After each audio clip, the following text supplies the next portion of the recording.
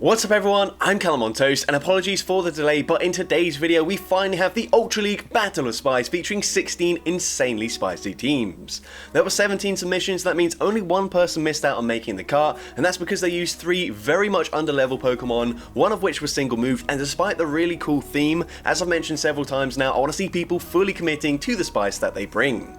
Now there will still be the odd underlevel Pokemon featured here and there, which I can let slide, but I had to draw the line at a full team not powered up. Anyways, with that being said, let's get into the question of the day. My most recent video in the Fossil Cup featuring Shadow Magnemite and a triple XL team, despite being in my opinion one of the most insane videos featuring my own gameplay that I've uploaded in quite some time, is also by far the worst performing video that I've uploaded in recent times, and it's quite clear there's just not that much interest in the Fossil Cup, and I get it, there's generally not that much variety in this cup, but we're going into a second week of it running alongside Master League, which I just can't compete in at all. So what I want to know is there anything I can possibly do that will make you excited to watch a Fossil Cup video? Let me know in the comment section down below, and with that being said, let's get into the battles now. Alright, so kicking things off with an insane triple level 50 Shadow team for the Ultra League, with Quagsire in the lead. The opponent safe swaps into Annihilate, we respond with our level 50 Shadow Haunter, we go for the Shadow Punch, that does big damage there,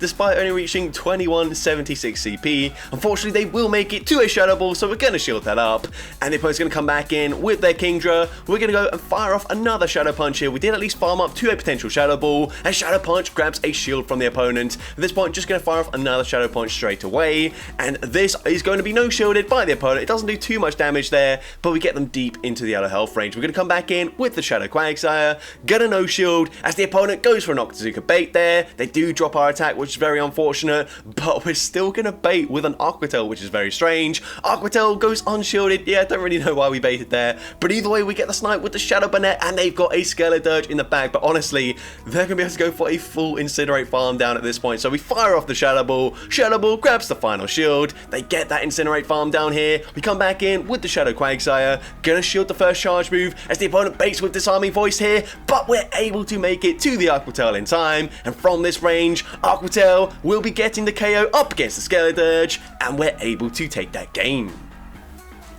Into next game, got another triple Shadow team, this time with Shadow Crobat in the lead up against a Poliwrath, so pretty good lead matchup for us. Going to go for a Poison, oh sorry, not even a Poison Fang, a Cross Poison there, as Poison Fang does cost slightly more energy, so I guess Cross Poison is the preferred move to go for there. Anyways, going to no shield the Icy Wind, they come in with a Pidgeot, we're going to bank a Cross Poison and then swap into our Nidoking. So unfortunately for us, all the charge moves here are going to be resisted. Presumably they're just going to go straight for a Feather Dance, so we do no shield this. Going to go for the Earth Power, which I'm not so sure about. Mega Horn is at least single resisted. It is non-stab, but I don't know. Either way, it's not really great for either charge move. We're just going to no shield once again as the opponent goes for a Feather Dance, taking out the Nidoking.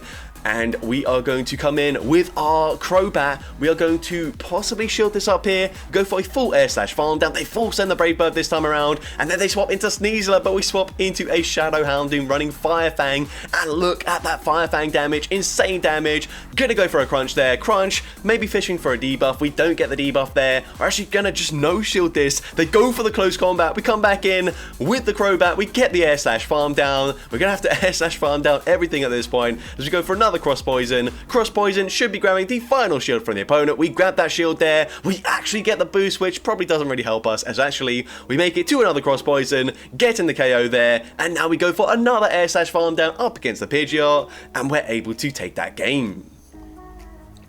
Into the next battle, we've got Galarian Slowbro in the lead, and kind of cool that in the graphic there, we've got 2 Pokemon there, sort of like firing stuff out of their cannon arms. Pretty cool. But anyways, this is a very bad core breaker for the team. Luckily for us, they do just go straight for a Hydro Cannon there, so we no shield. We're going to go and fire off a Scald, and Scald is going to drop their attack, which is quite nice. But unfortunately, we're still going to have to shield this here. So, going to shield up the next Hydro Cannon. We are going to be able to make it to another Scald, losing CMP though, which is very unfortunate. And we're actually going to double shield here. I'm not so sure about this, because now our fire types in the back are very much going to struggle to take out the Swampert, especially when they then shield again. But we are going to have to let this go through here. We've put them into range where if we're running Karate Chop on the Magmortar, we can come in and get the Karate Chop farm down. But we are down a shield. The opponent's going to come in with a Wall Rain. We're going straight for Thunderbolt here. This will do huge damage if it connects, but the opponent does use their shield. So at this point, point, got no shields remaining. The opponent is going to go for a water pulse there. I was about to say full send the earthquake, but that's a water pulse, which unfortunately is slightly worse for us because we're not really that bulky. So this next water pulse does big damage. We are going to farm up to 100 energy here, go for the flame charge. We need this to KO, and then we need to just one-shot whatever's in the back. So we're going to see it's a Surf-fetched, and we're boosted. We go for the Side Shock. Side Shock gets the one shot up against the Surf-fetched, and Armarouge coming in clutch with 1 HP, taking out 2 Pokemon, and we take that game. Into the next battle, huge core break as we lead with a level 50 shiny Alolan Raichu there. Gonna swap into our shiny Victory Bell, and we are on Magical Leaf, so we are gonna be making it to the Chargers a little bit faster here, but either way, this is still not a positive matchup for us. We go for the Sludge Bomb, not dealing that much damage. At this point, we can't really afford to double shield. Dragon Claw will unfortunately put us into range where they can farm us down just before we make it to another Sludge Bomb, but we do at least make it to the Leaf Blade. Leaf Blade puts them into counter farm down range, and unfortunately they get the new mechanic or damage registration error, and that allows them to get off a Dragon Claw. Anyways, we get the counter farm down there with this Toxicroak, and this is not ideal for us whatsoever, but we're going to go for the Mud Bomb here. Mud Bomb and Shadow Ball both super effective. Mud Bomb honestly not going to do that much damage, but we grab a shield anyways, and the opponent's actually going to swap into Cresselia, trying to snipe with the Psycho Cut damage here, but we can come in with our Alolan Raichu. Gonna no shield the first move as I go for Moonblast. Honestly, that does quite a lot of damage here. We're going straight for Trailblaze. Trailblaze will be able to ramp up our attack, and Trailblaze unfortunately doesn't do much damage to a Cresselia, but now this boosted Thunder Punch might do slightly more here. You can see we're not running Wild Charge, which is unfortunate, and unfortunately they do also outpace us to the next charge move. We kind of have to shield this at this point, so gonna shield, gonna go for 1 extra Volt Switch, go for the Thunder Punch here. Honestly, I can't see how we win this game. We do get the KO there. They come back in with Skeledirge, and we need them to no shield this. They have to let this, they have to shield this, and they do shield it for whatever reason. I don't really understand it. And now we can just come in with the Toxicroak, full send the Shadow Ball, get the KO, and we're able to take that game. Into the next game, we got Durant into Gardevoir, so this is a fairly good matchup for us. We're running Bug Bite. They're going to swap into Armarouge. We have to get out of there as soon as possible, and we come in with the Crustle. We are going to no shield the first move as they go for the flame charge, fine with us. We're going to go for 3 smackdowns. Actually, no, I thought we were going to go for a charge move there, but instead, we're actually just going to no shield, let the Crustle go down. Quite an interesting play there, but we come back in with Durant, and we're able to get the Bug Bite farm down before the Incinerate damage registers, which is very nice because that would have done like half a health at that point. That was double boosted, but either way, they come in with Serena, so pretty spicy team from the opponent as well there.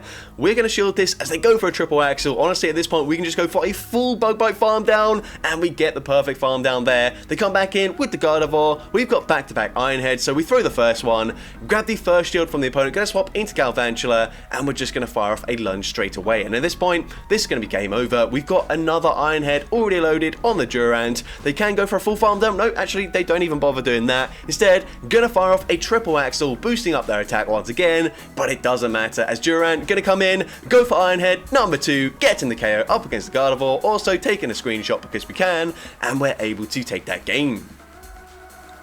Into the next game, we've got Zygarde 10% form, which is very interesting. I don't think I've ever seen this in the Go Battle League, so unfortunately it's just not got the stats like the 100% form has, so yeah, there is a reason why people don't use it, but we're going to go and fire off a Crunch. Crunch is going to grab a shield from the opponent. They are running Ice Punch, which is very unfortunate, as of course that will be one-shotting us here, pretty much from full health to be honest, but we come in with the Ant Mega, and we get the perfect farm down there with the wing attacks, but unfortunately we're not running Ancient Power, and it would be very helpful in this matchup. This is a bit of a core breaker to our backline as well, but we're going to swap into our Reuniclus here, and the opponent comes in with their Venusaur. Now at this point, I probably wouldn't have shielded that, but we're going to shield anyways. We're going to overfarm here, go for the Shadow Ball. We need to grab the shield here in all honesty, and the opponent is going to respect the damage, use the shield, fire off the charge move straight away. So at this point, we are going to let the Frenzy Plant take us out, come back in with the Yan Mega, and we're actually not going to throw a charge move here.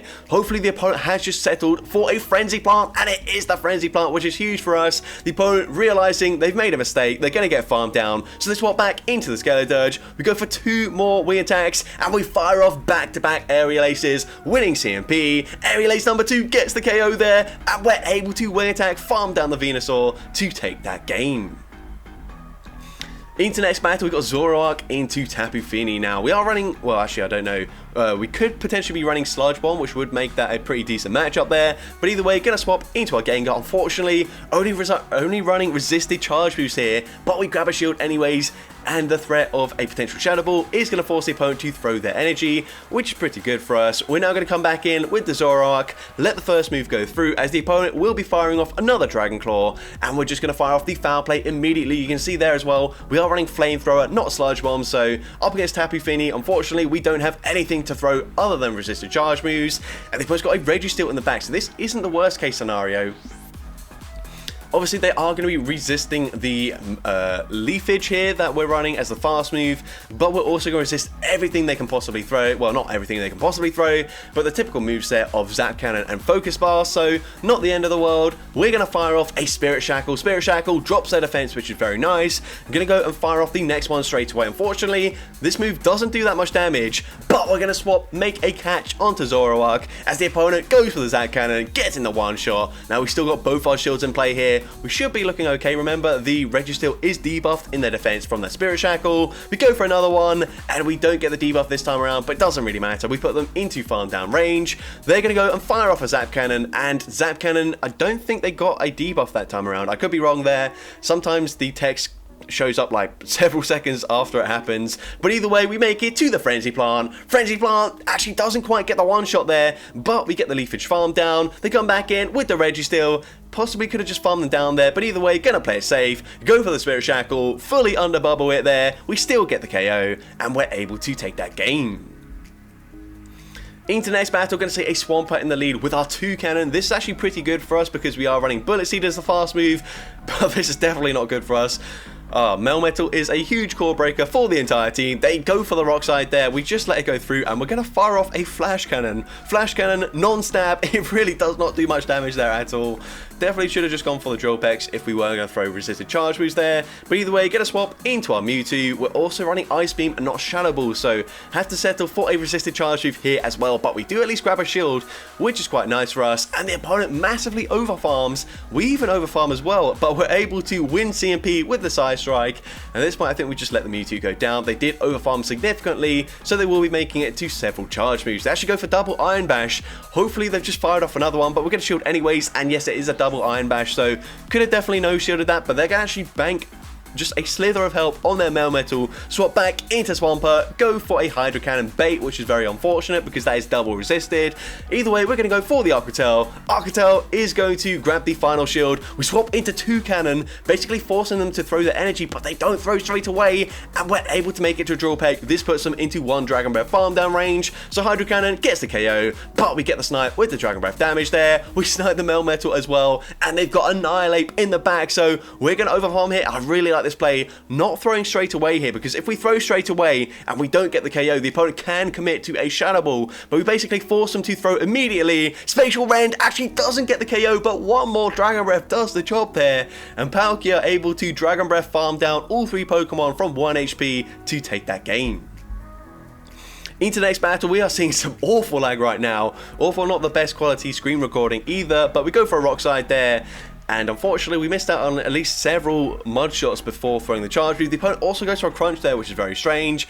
We're going to fire off the next charge move straight away. And again, some huge lag on screen right now. So we are missing so many fast moves. We're going to fire off the next Rock Slide, and the opponent makes a really nice catch there. I didn't even see what they caught it on, but they caught it on a Swampert, so that is definitely not ideal. We're going to come in with the Genesect, and we are going to shield the first charge move as the opponent goes for the Hydro Cannon. We can now overfarm in this matchup here. Unfortunately, Exeter probably doesn't quite get the KO here, so even if we did throw it immediately, I don't think we would have taken out the Swampert without taking a Hydro Cannon, but now we can just go and fire off the Exeter. Exeter will get the KO from this range, and if they come back in with the Skeledirge, we have the Water Techno Blast to fire it off, and we get the one shot up against the Skeledirge, and they've got Venusaur in the back, so they're not even going to go for a full Vine-Whip farm down before we make it to the Exeter. And now we're going to swap into our Emboar, and we should be able to live a Sludge Bomb reasonably comfortably. I mean, actually not that comfortably, to be fair. You can see Sludge Bomb does big damage, but we get the Ember farm down to take that game. Into next battle, we're going to see a triple Psychic team here with Jinx in the lead.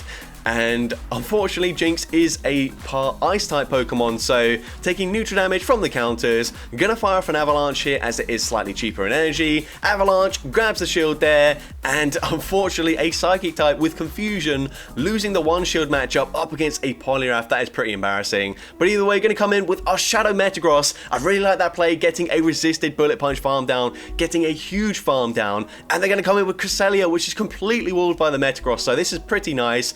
We can just go for the Meteor Mash straight away. Meteor Mash does some pretty respectable damage up against Cresselia. We can just safely no shield this, but because they're coming in with Cresselia and going for a Future Sight, what on earth do they have in the back? We're gonna fire off another Meteor Mash here. Meteor Mash is gonna be no shielded, and they actually had a Alolan Ninetales in the back. If we just stayed in there, we could have probably just gone for a full Bullet Punch farm down, but instead we swap expecting it to be something that can beat us, and we go for a Shadow Ball there, but they're getting a huge Charm farm down. We're coming back in with the Metagross, but they've got a lot of energy here. They fire off the Weather Ball. Can we make it to the Meteor Mash? We get there on the CMP tie.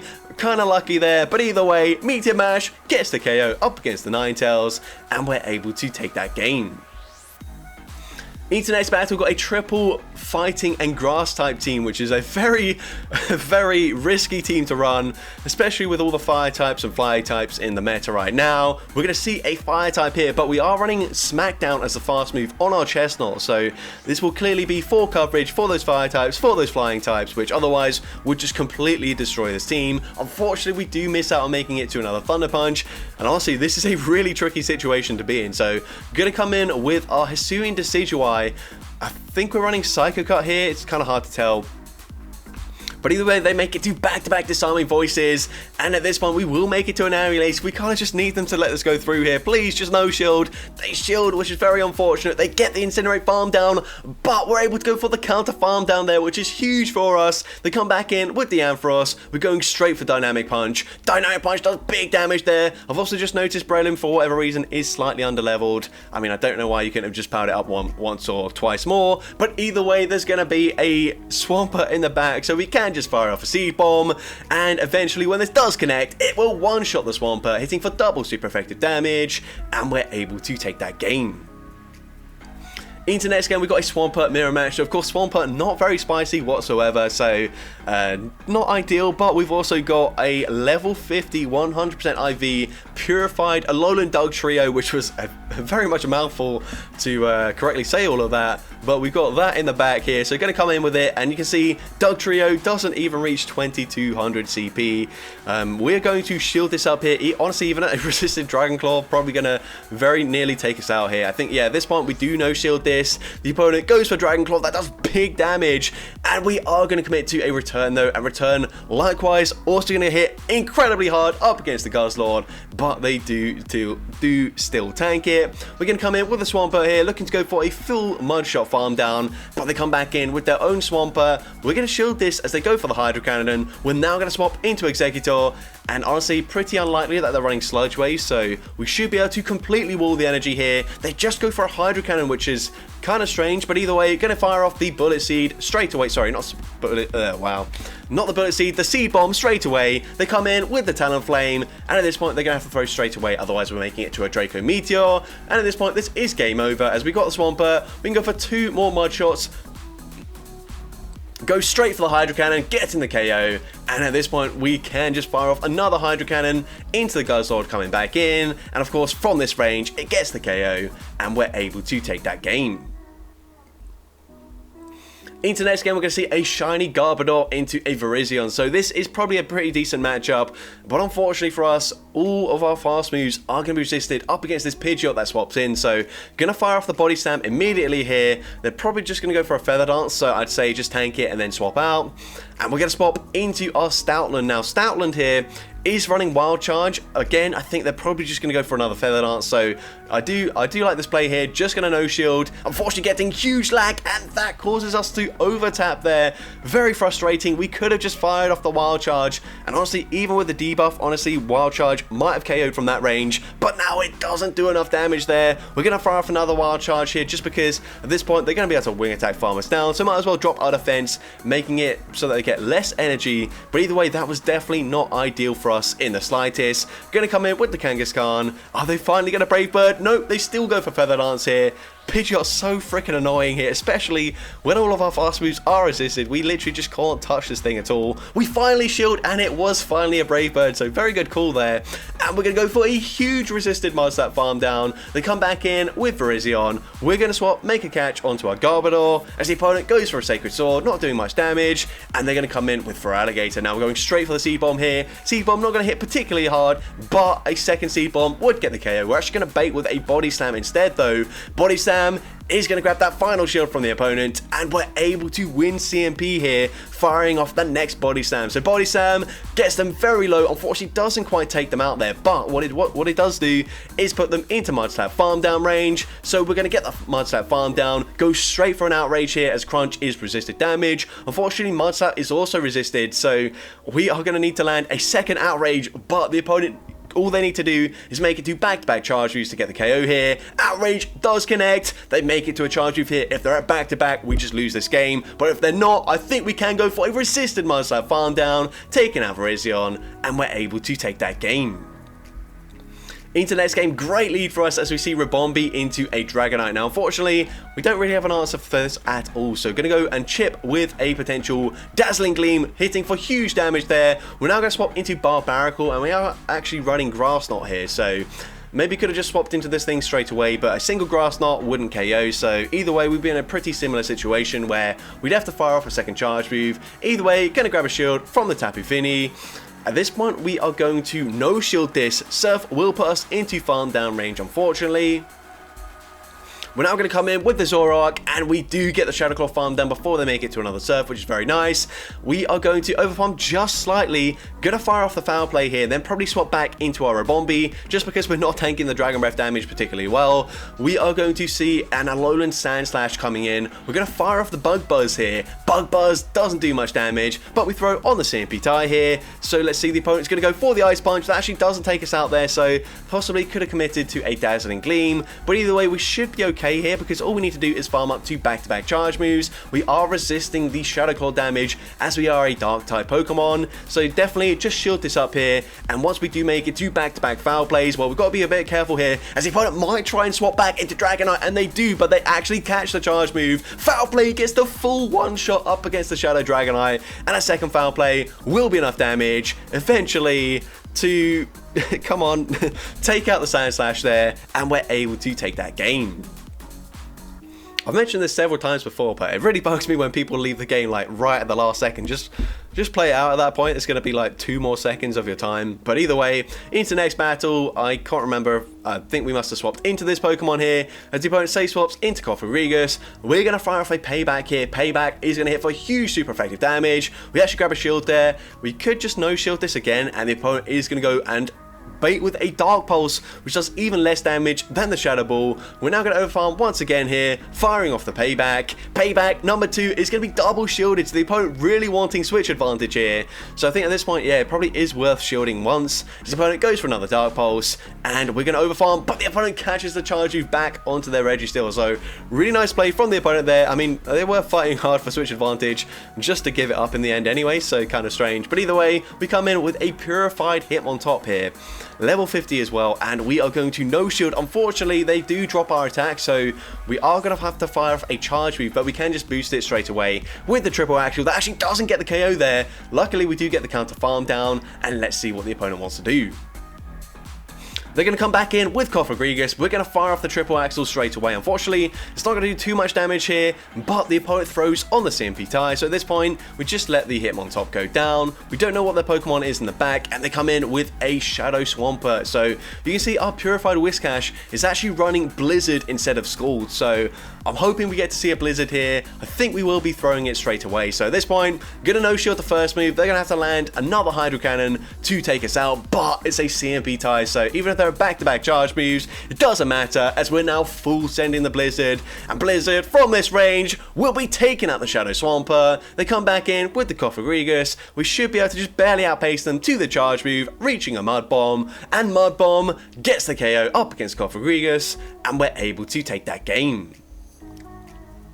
And going into the final battle, we've got a triple well, I can't even talk at this point. We are 16 battles in. We've got a triple tree theme team. That was a little bit of a tongue twister. But anyways, gonna go for a seed bomb bait there, and this will just force the opponent to throw their energy. So at this point, I think we're just gonna, never mind, I was gonna say we should probably just let that go down, but no, we're gonna go and fire off a Shadow Ball, at least grab both shields from the opponent, but they will get a very nice Incinerate farm down. Now, unfortunately, this Sudowoodo is not maxed out, it's not even level 40, so definitely would prefer to at least see, like, power up to level 40, there's really no excuses for that, but I left this battle in just because this Sudowoodo, despite being underleveled, actually does put in a ton of work, so we're gonna see the opponent comes back in with a Swampert, so we can just come in, go for a full Magical Leaf farm down with this Arbor Lever. They will make it to back-to-back charge moves, but that's absolutely okay. Hydro Cannon number 2 gets us into the yellow health range, but that's okay. We can go for 1 extra Magical Leaf and fire off an Earth Power if they come back in with the Skeleturge, which is exactly what happens here. And let's see, Earth Power gets the KO. They come in with a Goodra, and we just barely make it to the Earth Power in time. Earth Power not going to hit too hard in this matchup, but we can swap into Sudowoodo, fire off the return here. Return from this range, gets the KO up against the Goodra, and we're able to take that game. So that's going to be it for today's video. If you did enjoy it, please make sure you leave a like, leave a comment letting me know, and as well, don't forget to respond to the question of the day if you haven't done so already. And if you want to see more content like this in the future, make sure you hit that subscribe button and turn on post notifications. That way you'll be notified whenever I upload a new video. And if you want to take your support even further, you can now become a channel member with perks including early access to new videos, shoutouts at the end of each video, custom loyalty badges, and custom emojis to use in the comments. I want to say a massive thank you to everyone that has already become a channel member. Your support is greatly appreciated, and with that being said, thank you all so much for watching today's video, and I hope you have a great rest of your day.